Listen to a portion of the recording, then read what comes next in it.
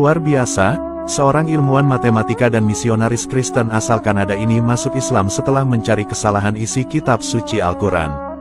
Ilmuwan itu bernama Profesor Gary Miller. Ia dikenal juga sebagai ilmuwan cerdas di Universitas Toronto, Kanada. Ia juga seorang misionaris Kristen yang kuat imannya. Namun anehnya, Gary Miller tiba-tiba memeluk agama Islam setelah meneliti isi kandungan Al-Quran. Kisahnya, dahulu pada tahun 1977, Gary awalnya mempelajari Al-Quran untuk mencari kesalahan secara ilmiah dan historis dari kitab suci umat Islam tersebut. Tujuannya yaitu ingin meyakinkan Muslim jikalau Al-Quran itu hanyalah karangan manusia belaka, dan bahwa Islam adalah agama yang salah. Karena, agama yang benar menurutnya hanyalah agama Kristen. Seperti non-Muslim lainnya, Gary awalnya percaya bahwa Al-Quran hanyalah sebuah buku biografi kehidupan pribadi Nabi Muhammad yang direkayasa, karena dianggap di dalamnya tak menyatakan fase sulit kehidupan Nabi Muhammad semasa hidup seperti kematian istrinya Khadijah dan putra-putrinya. Namun saat meneliti Al-Quran, ia menemukan sebuah kisah dalam ayat suci Al-Quran yang mengisahkan tentang Maryam. Kisah ini justru membuat Gary tergugah karena dalam Alkitab tidak dikisahkan secara detail tentang kisah dari ibu dari Nabi Isa itu. Nabi Isa yang diklaim Yesus oleh umat Kristen, justru disebutkan dalam Al-Quran sebanyak 25 kali, sedangkan Nabi Muhammad hanya disebutkan sebanyak 5 kali saja. Lebih lanjut, Gary menyatakan bahwa unsur-unsur yang ada dalam ensiklopedia Katolik kontemporer ternyata tertulis dalam Al-Quran. Terlepas dari banyaknya penelitian teori dan rencana anggapan yang meragukan keaslian isi Al-Quran, Gary yakin bahwa tak ada yang selogis Al-Quran. Bahkan ia tak menyangka, bahwa yang ada pada gereja sendiri merupakan teori-teori dari sebagian teori Muslim dalam Al-Quran. Dengan inilah yang kemudian membuat Gary percaya sepenuhnya pada kitab suci Al-Quran. Di tengah penelitiannya, Gary sangat kesulitan mencari apa kesalahan Al-Quran. Gary justru menemukan beberapa ayat Al-Quran yang menggugah hatinya.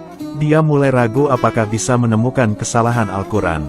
Hal ini sebagaimana yang tercantum dalam Quran Surat An-Nisa ayat 82 yang artinya, "Maka tidakkah mereka menghayati mendalami Al-Quran? Sekiranya Al-Quran itu bukan dari Allah, pastilah mereka menemukan banyak hal yang bertentangan di dalamnya." Quran Surat An-Nisa, ayat 82.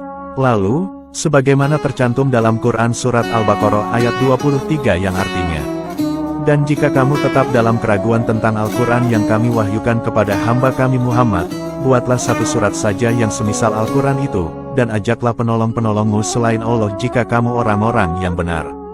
Quran Surat Al-Baqarah ayat 23. Gary belakangan lantas merasa kagum dengan isi dari Al-Quran. Isi kandungan dan kalimat-kalimat dalam Al-Quran mustahil bila dikarang manusia. Karena kekaguman inilah, Gary kemudian memutuskan untuk memeluk agama Islam dan berusaha mempelajari kitab suci Al-Quran lebih dalam lagi. Akhirnya, ia semakin mantap dan yakin bila Islam adalah agama yang paling benar. Melalui ceramah dan kegiatannya, Gary kini mulai mengajak orang-orang lain untuk turut serta menuju jalan yang benar dengan memeluk agama Islam. Setelah memeluk agama Islam, Profesor Gary Miller terus menyadari akan luar biasanya kandungan Al-Quran. Beliau berkata semisal mengenai surat Al-Lahab, bahwa yang memvonis Abu Lahab dan istrinya akan tetap kafir dan masuk neraka itu turun 10 tahun sebelum wafatnya Abu Lahab. Artinya, Abu Lahab memiliki kesempatan waktu 3.650 hari untuk membuktikan bahwasanya Al-Quran adalah kitab palsu dengan cara ia masuk Islam. Namun, Abu Lahab tidak melaksanakan tantangan tersebut, padahal ayat-ayat surat Al-Lahab terus dibacakan bahkan hingga hari ini. Bagaimana bisa selama 10 tahun Nabi begitu percaya diri akan kebenaran yang ia bawa dari surat Al-Lahab kalau bukan karena beliau mengetahui bahwa itu benar-benar wahyu dari Allah. Perlu diketahui, bahwa surah Al-Lahab itu turun 10 tahun sebelum matinya Abu Lahab. Karena itu, banyak ulama yang berpendapat, bahwa turunnya firman Allah itu sebagai salah satu mukjizat Nabi. Kematian Abu Lahab sendiri terjadi setelah Perang Badar. Waktu itu, dia tidak mengikuti pertempuran tersebut. Dengan menyetor 4.000 dirham, Abu Lahab meminta seorang temannya yang bernama Al-Asy bin Hisham untuk menggantikannya di medan perang. Hebatnya, Perang Badar berakhir dengan kekalahan yang memalukan dari pihak musyrikin Quraisy. Sepekan setelah itu, Abu Lahab menderita sakit parah hingga meregang nyawa dan tewas. Abu Lahab bin Abdul Muthalib adalah paman Nabi Muhammad yang terkenal akan kebenciannya terhadap ajaran Islam. Namanya disebut dalam Al-Quran surah Al-Lahab yang merupakan pengutukan atasnya sebagai salah satu musuh Islam.